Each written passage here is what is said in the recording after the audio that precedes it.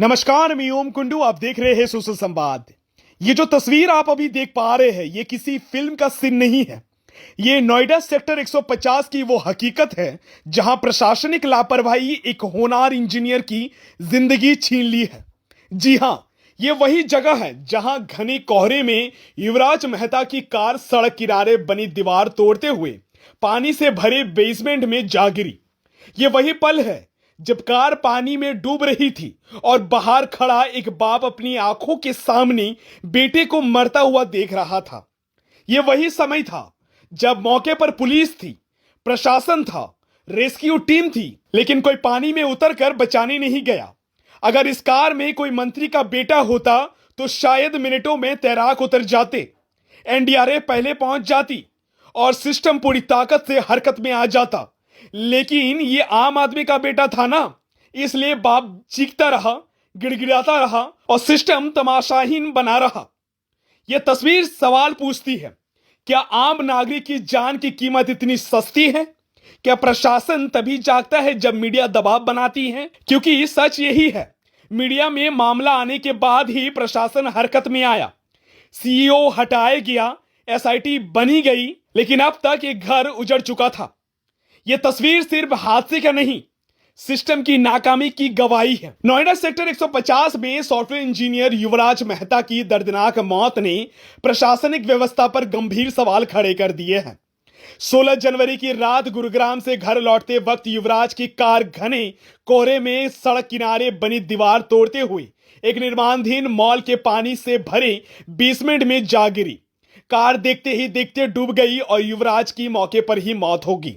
इस पूरे हादसे में सबसे चौंकाने वाली बात यह है कि यह दुर्घटना प्राकृतिक नहीं है, बल्कि प्रशासनिक लापरवाही का नतीजा थी। सड़क पर ना तो चेतावनी का संकेतक थी और ना ही बिल्डर और ना ही कोई बैरिकेडिंग। बेसमेंट में भारी मात्रा में पानी भरा हुआ था, जबकि हाल के दिनों में इतनी बारिश भी नहीं हुई थी कि वहां पानी भर जाए। हादसे के बाद मौके पर पुलिस, प्रशासन और रेस्क्यू से जुड़ी कई टीमें पहुंची, लेकिन करीब 2 घंटे तक युवराज को बचाने की कोई ठोस कोशिश नहीं की गई। युवराज के पिता राजकुमार मेहता मौके पर मौजूद थे और अपनी आंखों के सामने बेटे को डूबते हुए देख रहे थे। उन्होंने एसआईटी के सामने बयान दिया कि करीब 80 कर्मचारी वहां मौजूद थे, लेकिन कोई भी पानी में उतरकर बचाने को तैयार नहीं था। एक डिलीवरी बॉय ने रस्सी फेंककर युवराज को बचाने की कोशिश की, लेकिन संसाधनों की कमी के कारण वो भी नाकाम रहा। सवाल यह है कि अगर सूचना समय पर थी तो तैराक क्यों नहीं बुलाए गए? एनडीआरएफ और एसडीआरएफ के पास पर्याप्त संसाधन क्यों नहीं थे? यह सवाल अब आम जनता के बीच गूंज रहा है कि कार में कोई मंत्री या बड़े अधिकारी का बेटा होता तो क्या प्रशासन इतनी सुस्ती दिखाता? युवराज का कसूर सिर्फ इतना था कि वह एक आम नागरिक था। उसका पिता चिल्लाता रहा, गिड़गिड़ाता रहा, लेकिन सिस्टम नहीं पसीजा। शुरुआत में प्रशासन की ओर से सिर्फ खानापूर्ति होती रही, लेकिन जैसे ही मामला मीडिया में उछला और जन आक्रोश बढ़ा, तब जाकर योगी सरकार हरकत में आई। मुख्यमंत्री योगी आदित्यनाथ ने निर्देश पर नोएडा प्राधिकरण के सीईओ डॉक्टर लोकेश एम को पद से हटा दिया गया है। मेट्रो कॉर्पोरेशन के एमडी को भी जिम्मेदारी से मुक्त कर दिया गया है। एक जूनियर इंजीनियर की सेवाएं समाप्त की गई है और 3 सदस्यीय विशेष जांच टीम एसआईटी का गठन किया गया है। मेरठ मंडलायुक्त के नेतृत्व में गठित एसआईटी ने नोएडा पहुंचकर जांच शुरू कर दी है। पहला राउंड नोएडा प्राधिकरण में अधिकारियों से पूछताछ, दूसरा राउंड घटनास्थल का निरीक्षण और तीसरा राउंड प्रत्यक्ष और परोक्ष गवाहों का बयान। एसआईटी में एडीजी मेरठ जोन के पीडब्ल्यूडी के चीफ इंजीनियर भी शामिल हैं। टीम को 5 दिनों में रिपोर्ट सौंपनी है।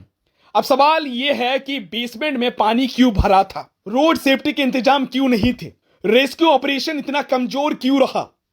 2 घंटे के भीतर युवक को क्यों नहीं निकाला गया? क्या सिर्फ निचले स्तर के कर्मचारियों पर कार्रवाई कर मामला दबा दिया जाएगा? युवराज मेहता की मौत सिर्फ एक हादसा नहीं है, बल्कि प्रशासनिक असंवेदनशीलता और सिस्टम की नाकामी की दर्दनाक तस्वीर है। अब देखना यह है कि जांच सिर्फ कागजों तक सीमित रहती है या सच में दोषियों को सजा मिलती है।